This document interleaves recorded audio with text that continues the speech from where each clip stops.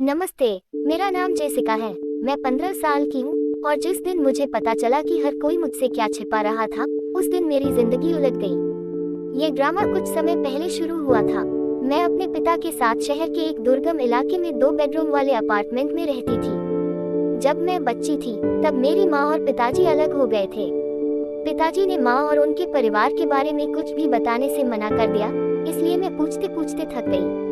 जहाँ तक मेरे सामाजिक जीवन की बात है, मैं स्कूल में बहुत लोकप्रिय नहीं थी, लेकिन मेरे 2 अच्छे दोस्त थे, अलेक्सा और बेन, और हम ज्यादातर समय साथ साथ रहते थे। हम दूसरे बच्चों के साथ घुल मिल नहीं पाते थे, लेकिन हमें इसकी परवाह नहीं थी। हम एक दूसरे के साथ थे। स्कूल में एक लड़का था जिस पर मेरा बहुत क्रश था, अशक। वह गोरा, लंबा और सुंदर था, लेकिन उसे ये भी नहीं पता था कि मैं मौजूद हूँ। लेकिन ये सब तब बदल गया जब पिताजी का काम पर एक्सीडेंट हो गया और उन्हें अस्पताल जाना पड़ा। एक सामाजिक कार्यकर्ता ने मुझे बताया कि मुझे अपने दादाजी के साथ रहना होगा। मैंने उसे यह बताने की कोशिश की कि मेरे कोई दादा दादी नहीं है, लेकिन जब वह मुझे ऑपरेशन के बाद पिताजी से मिलने ले गई, तो उन्होंने कबूल किया कि यह सच है। और बस इसी तरह मुझे दादाजी बुकोवस्की के साथ रहना था, मेरी माँ के पिता जिन्हें मैंने अपने जीवन में कभी नहीं देखा था। जल्द ही मैं एक टैक्सी में था और शहर के दूसरे हिस्से की ओर तेजी से बढ़ रहा था, वह हिस्सा जहां अमीर लोग रहते थे। मैंने गंदी सड़कों और तंग अपार्टमेंट ब्लॉकों को पीछे छोड़ दिया, और जैसे जैसे सड़कें चौड़ी होती गईं, घर और बगीचे हर गुजरते मिनट के साथ बढ़ते गए। आखिरकार हम 2 बड़े लोहे के गेटों के सामने रुके, और मुझे आश्चर्य हुआ कि क्या ड्राइवर को सही पता मिल गया है। ये वही है, उसने कैब के पीछे से पुकारा। मैं कुछ भी कहने में बहुत घबराया हुआ था, और मैंने उसे $20 का नोट थमा दिया। गेट बहुत बड़े थे, और मैं सोच रहा था कि उन्हें कैसे खोला जाए। तभी कैब ड्राइवर ने टैक्सी की खिड़की से बाहर झुककर मुझे बदले में पैसे थमा दिए।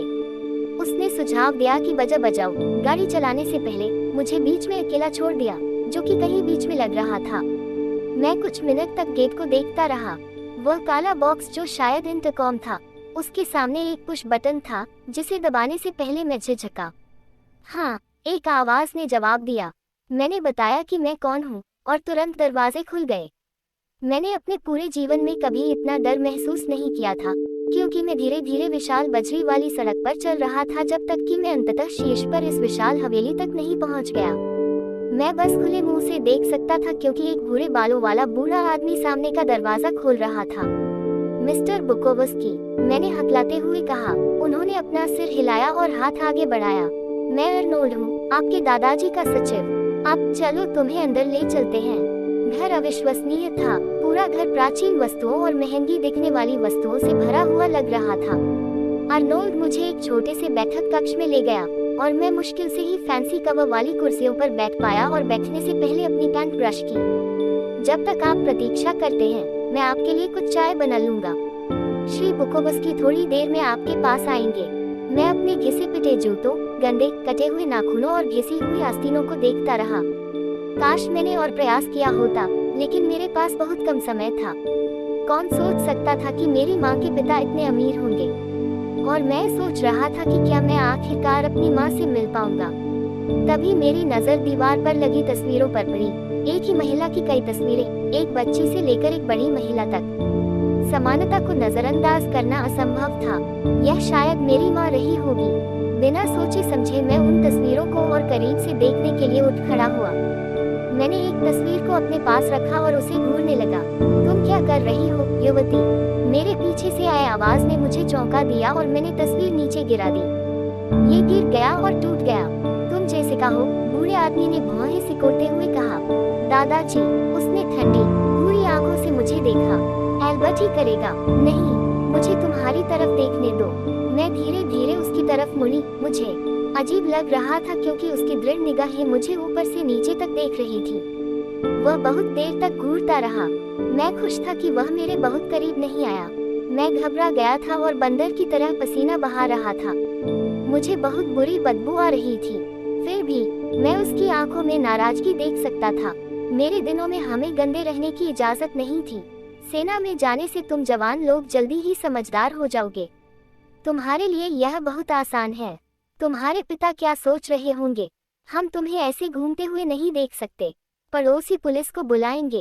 तुम्हारी माँ अपनी कब्र में करवटें बदल रही होगी, अगर वह तुम्हें देख लेगी अपनी कब्र में। मुझे आश्चर्य हुआ कि क्या मैंने सही सुना है। तुम्हारे पिता ने तुम्हें नहीं बताया? उनकी घनी भौहें आश्चर्य से उठी। तुम्हारी माँ की मृत्यु 10 साल पहले एक कार दुर्घटना में हो गई थी।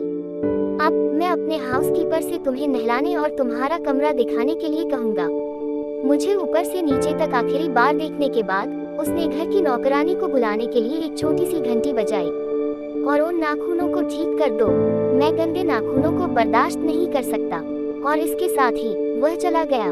मुझे पता है कि यह मूर्खतापूर्ण लग सकता है, लेकिन उस पल मेरी भावनाएं हर जगह थी। मैं अभी अभी अपने दादाजी से मिला था, लेकिन उसी सांस में मुझे पता चला कि मेरी माँ मर चुकी है। मैं अपनी माँ से कभी नहीं मिला, लेकिन अब मुझे पता है कि वह चली गई है। मुझे उसकी कमी महसूस हुई। मैंने अपने पूरे जीवन में कभी इतना अकेलापन महसूस नहीं किया था। इससे पहले कि मैं इस बारे में ज्यादा सोच पाती, हाउसकीपर मुझे उठाकर सीढ़ियों से मेरे कमरे में ले गई। हे भगवान, मेरा बेडरूम हमारे पूरे छोटे से अपार्टमेंट से भी बड़ा था और मेरे पास अपना खुद का टीवी भी था। मुझे नहाने के लिए छोड़ दिया गया और निर्देश दिए गए कि दोपहर के भोजन के बाद मुझे मेरे दादाजी के साथ खरीदारी करने के लिए शहर ले जाया जाएगा। मैं इस अनुभव के लिए उत्सुक नहीं था और दोपहर के भोजन के दौरान मैं खुद को अनाड़ी महसूस कर रहा था। मुझे मुश्किल से पता था कि कौन सी कटलरी का उपयोग करना है। दादाजी ने कुछ नहीं कहा और हमने चुपचाप खाना खाया। मुझे आश्चर्य हुआ कि क्या हमें शहर वापस जाने के लिए टैक्सी मिलेगी, लेकिन दादाजी के पास एक बड़ी रोल्स रॉयस और ड्राइवर था। पहला पड़ाव मेरे दादाजी के नाई के पास जाना और अपना पहला उचित बाल कटवाना था।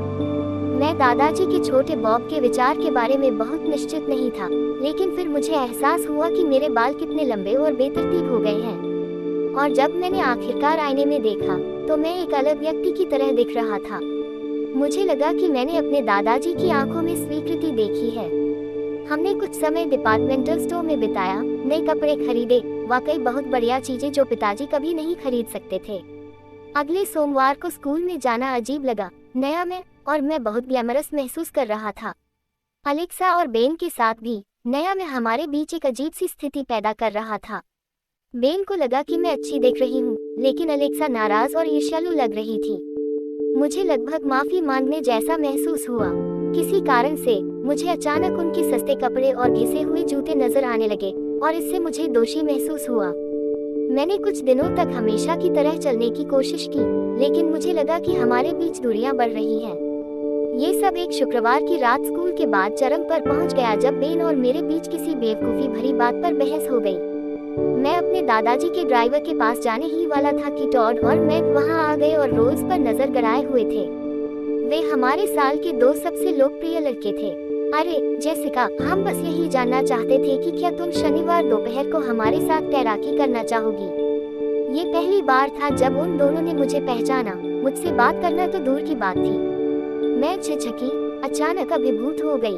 आशा वहाँ होगी, उनमें से एक ने जोड़ा। ऐसा लग रहा था कि पूरे स्कूल को मेरे क्रश के बारे में पता था। मैं कार में बैठ गई और अगले दिन उनसे मिलने का कार्यक्रम तय किया। मैं खुद को दोषी महसूस करने से नहीं रोक पाई। मैं आमतौर पर बेन और अलेक्सा के साथ तैराकी करने जाता था, लेकिन वे पूरे हफ्ते अजीब व्यवहार कर रहे थे। मैं बहुत उत्साहित था, अगर थोड़ा नर्वस नहीं था तो अगले दिन जब मैं स्विमिंग पूल की ओर जा रहा था, मैं सिर्फ एशर के बारे में सोच रहा था। वे सभी वहाँ थे, मेरे स्कूल के लोकप्रिय लोग, और सभी मुझे नमस्ते कहने आए थे जैसे कि मैं उनका बहुत पुराना दोस्त हूँ। यह मजेदार है कि कैसे मेरे भाग्य में बदलाव ने मेरे प्रति उनके रवैये को बदल दिया, लेकिन मैंने उस समय इसके बारे में बहुत ज्यादा नहीं सोचा। मैं अपने जीवन में एक बार स्वीकार किए जाने से बहुत खुश था। हाय, एशर आया। उसकी त्वचा अभी भी तैराकी से चमक रही थी। मैं बस उसकी शानदार फिगर को देख सकता था। उसने मुझे एक बड़ी मुस्कान दी। उसके दांत बिल्कुल सफेद थे और उस पल से मैं उसके जादू में डूब गया। मैं बहुत मजे कर रहा था और जब मेरे आसपास की भीड़ हंसने लगी तो मैं भी हंसने लगा, हालांकि मुझे मजाक समझ में नहीं आया। मुझे जल्द ही समझ आ गया। अलेक्सा और बेन अभी अभी पूल में उतरे थे। जब वे मेरे पास आए तो मेरा दिल बैठ गया। मुझे बहुत दोषी महसूस हुआ और मैंने तुरंत हंसना बंद कर दिया, लेकिन मेरे आसपास के दूसरे लोग हंसना जारी रखे। जब वे पूल में जाने के लिए मेरे पास से गुजरे तो एशर ने मेरी ओर अपनी भौहें उठाईं, लगभग एक चुनौती के रूप में। अरे जेसिका, उसने जोर से चिल्लाकर कहा, क्या ये दोनों तुम्हारे दोस्त नहीं हैं? एक पल के लिए बे ने मेरी आंखों में देखा, लेकिन मैंने मुंह फेर लिया। वह आगे बढ़ गया और सभी फिर से हंसने लगे, मेरे अलावा हर कोई। मेरी पुरानी दोस्ती पूरी तरह से खत्म हो चुकी थी और मैंने अपनी भावनाओं को एक तरफ धकेलने की कोशिश की। मैं बहुत खुश था, मुझे पहली बार स्वीकार किया गया, और जब एशर स्कूल डांस के लिए मेरा साथी बनने के लिए सहमत हुआ तो मैं इससे ज्यादा खुश नहीं हो सकती थी। स्कूल में वापस मैंने अलेक्सा और बेन से मिलने से बचने की कोशिश की, लेकिन चूंकि वे मेरी कक्षा में थे इसलिए यह बहुत असंभव था। मैंने हमारे झगड़े को सही ठहराने की कोशिश की कि वे नए मुझे स्वीकार नहीं करेंगे, लेकिन अंदर ही अंदर मुझे पता था कि मैं बदल गई हूँ, वे नहीं। मेरे नए दोस्त मजेदार थे लेकिन सही। पहले तो मुझे अच्छा लगा कि उनके क्रूर मजाक का निशाना न बनना पड़े, लेकिन इससे मुझे अंदर से असहज महसूस हुआ। स्कूल के बाद एक दोपहर डांस के दिन मैं टॉड और मैट के साथ गलियारे में चल रहा था जब हम बेन से टकरा गए। तुम बेवकूफ हो, टॉड ने चिल्लाते हुए कहा। तुम क्यों नहीं देखते कि तुम कहाँ जा रहे हो? तुम्हारे चश्मे काफी मोटे हैं। मैट और टॉड हंसे, लेकिन जैसे ही बेन ने आगे निकलने की कोशिश की उन्होंने उसे रोक दिया। क्या तुम माफी नहीं मांगोगे? मैट ने कहा। बेन ने कुछ नहीं कहा, लेकिन मैं देख सकता था कि वह कितना दुखी दिख रहा था। मैं इसे बर्दाश्त नहीं कर सका। अरे उसे अकेला छोड़ दो तुम दोनों। वे मुझे ऐसे घूर रहे थे जैसे मेरे दोस्त से रुगाए हो या कुछ और। तय करो कि तुम्हारे दोस्त कौन हैं, जेसिका, मैट चिल्लाया। वे बेन को जाने देने के लिए आगे बढ़ गए, लेकिन तब मुझे एहसास हुआ कि ये लोग वास्तव में मेरे दोस्त नहीं थे। वे किसी भी समय मुझसे दुश्मनी कर सकते थे। मैं पूरे हफ्ते डांस और एशर के साथ डेट को लेकर उत्साहित था, लेकिन किसी तरह मैं खुश नहीं था। मैं सिर्फ बेन की आंखों में उस नजर के बारे में सोच सकता था, विश्वासघात की उस नजर के बारे में। मैं बहुत अच्छा दिख रहा था, लेकिन मैं उथला और कमजोर महसूस कर रहा था। जैसे ही मैं सीढ़ियों से नीचे उतरा, डांस के लिए जाने के लिए तैयार, मेरे दादाजी गर्व से दरवाजे पर इंतजार कर रहे थे। मुझे बातचीत की जरूरत महसूस हुई और अचानक पिछले कुछ हफ्तों में जो कुछ भी हुआ था वह सब मेरे मुंह से निकल गया। मुझे उम्मीद नहीं थी कि मेरे दादाजी समझ जाएंगे। वह मुझे खुद को संभालने के लिए कहने वाले थे, लेकिन मुझे आश्चर्य हुआ जब उनके चेहरे पर सहानुभूति की एक झलक दिखी और वह मुझे लिविंग रूम में ले गए। मुझे माफ करना जेसिका, मुझे तुम्हें बदलने की कोशिश नहीं करनी चाहिए थी।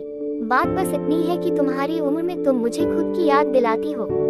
पैसा और महंगे कपड़े तुम्हें खुशी नहीं देंगे प्रिय। मैं अमीर रहा हूँ और मैं गरीब भी रहा हूँ, और दोनों ही चीजें तुम्हें खुश नहीं करती, लेकिन अच्छे दोस्त यही तुम्हें खुश करते हैं। मैं यहाँ इतने लंबे समय से अकेला हूँ कि मुझे लगता है कि मैं खुश रहना भूल गया हूँ। वही गलतियाँ मत दोहराना जो मैंने की हैं। मैंने तुम्हारी माँ को तुम्हारे पिता से शादी करने के लिए कभी माफ नहीं किया। मुझे लगा कि वह काफी अच्छे नहीं थे, चीजें बहुत अलग हो सकती थी। वही करो जो तुम्हारा दिल कहता है, भीड़ का अनुसरण मत करो, अपने आप को संभालो। उसने मुझे गले लगाया और उस पल मुझे पता था कि हम एक दूसरे के साथ अच्छे से रह लेंगे। चीजें अलग होने वाली थी, मुझे भी कुछ करना था। मैं ऊपर की ओर भागा और नए कपड़े उतारे, अपनी जीन्स और पुरानी टी शर्ट पहनी और वापस नीचे आ गया। मेरे दादाजी ने कुछ नहीं कहा, बस सिर हिलाकर अपनी स्वीकृति दे दी। मेरे दिखने से बहुत फर्क पड़ा। जब मैं स्कूल हॉल में दाखिल हुआ तो मैंने तुरंत टॉड और मैट को देखा और उनके चेहरे पर निराशा के भाव थे। यहाँ तक कि एशर ने भी जल्द ही मुझे वही एहसास कराया। अलेक्सा और बेन एक कोने में अकेले खड़े थे और मैं घबराया हुआ उनके पास गया। अरे तुम लोग, क्या मैं भी तुम्हारे साथ आ सकता हूँ? मेरे व्यवहार के लिए माफी मांगने के बाद अलेक्सा और मैं गले मिले, और जब हम समाप्त हो गए तो मैंने बेन के साथ भी ऐसा ही करने के लिए इधर उधर देखा, लेकिन वह जा चुका था। मैंने स्पष्टीकरण के लिए अलेक्सा की ओर देखा। ओह जेसिका, तुमने उसे बहुत दुख पहुंचाया। क्या तुम यह नहीं देख पाई कि वह तुमसे प्यार करता है? मैं एक पल के लिए चौंक गई, लेकिन फिर एक गर्म और कोमल चमक से भर गई। बेन और मैं हमेशा से ही करीब थे, लेकिन मेरा दिमाग एशर के बारे में इतना भरा हुआ था कि मैं हमेशा जो कुछ भी मेरे सामने था उसे भूल गया।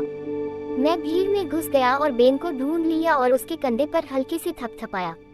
अरे तुम, मैंने मुस्कुराते हुए कहा, क्या तुम डांस करना चाहते हो? उस शाम के बाद सब कुछ ठीक हो गया।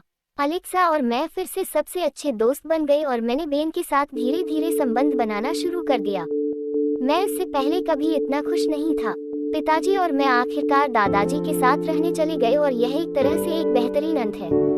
मैंने अपने बारे में और सच्ची दोस्ती के बारे में बहुत कुछ सीखा।